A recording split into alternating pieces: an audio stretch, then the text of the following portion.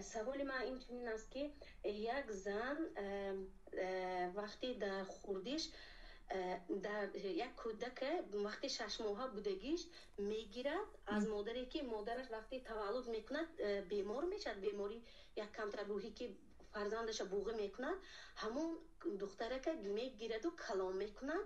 حاضر دختره مثال کلام شدگی مثال شاید بعد یگان چند وقت 18 ساله شود. برای همون حاضر مادری که وای دختر مادری خودش تولد کردگی حاضر کوچه هنده همین محتاجی همین دختر محتاجی همین بغیر از الله و همین کودکی تولد کردگیش هیچ کی ندارد. خانه های تواکلان و کوچه های و اینو و یو خاله و عمه میگردد مادری و این کلام کردگی خودش. راستی این دخترچه در اروپا و در تاجیکستان مادری تولد کردگیش اینه در بدر حاضر اکن در بدر و همین یک حسیاتی مادریش کدی میداند که همین کودک یک دختر دارد لیکن در کجا خیلی اینه نمیداند. برای هوا من از شما پرسیدنی هم که این مادری که گران کلام کردگی از شما همون یک چند سالی پیش از شما و مصلحت پرسیدگی که همین خیلی گفتیم لیکن بعضی چیزای نازکش گفتگی نه. راستی گفت در این همین کار منم چی هستم چیگم شاهد هستم. برای چی که وقتی که همون کودک گرفتنی بودم من گران رفتگی بودم 17 سالی پیش که بعد من همونجا گفته بودم که خیلی گریت همین دخترچه منم شما یاردم میکنم گفته بودم. حاضر من شوندم که مادری خودش همین خیلی گشته است.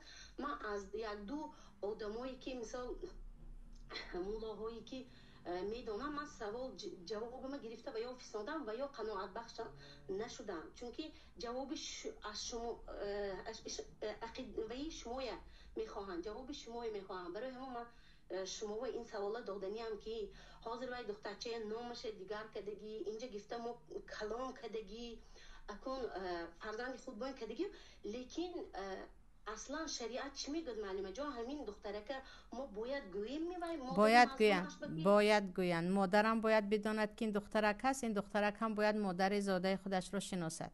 همون مادره که کلام کردن اگر نگفتن گناهگار میشوند. حق مادری دارند این مادری که کلام کردن بزرگواری کردن اما همون حقی که مادری تولد کرده مادر زاده دارد اون حق رو ندارند. این دخترک باید مادرش رو شناسد. این دخترک باید به مادرش کمکش رو کند وگرنه به همون عقوق پدر و مادر داخل می شود. خواهران عزیز حق پدر و مادر اگرچه تو رو بزرگ نکرده باشد هم ثابت است.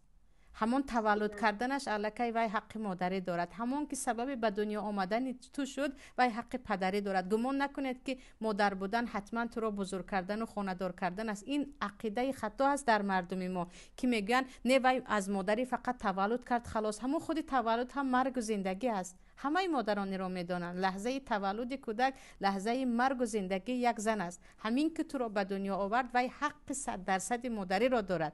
برعکس همون مادر تولد کردهش میراث میگیرد و این خواهر بزرگ کردن. البته این هم باید احترام شود همچون مادر است لیکن مادر زادش را باید شناسد و باید خدمت مادرش را کند تا به اندازه توانش شد آمده نتواند اما از جهت مالی کمک کند. حتما از پای مادرش باید شود و اگر پنهان کردن گناهگار هستند. اونهایی که مادری اصلی رو پنهان میکنن دختری اصلی رو پنهان میکنن ثوابهای کرده خود رو با این گناه ها از بین نبرید.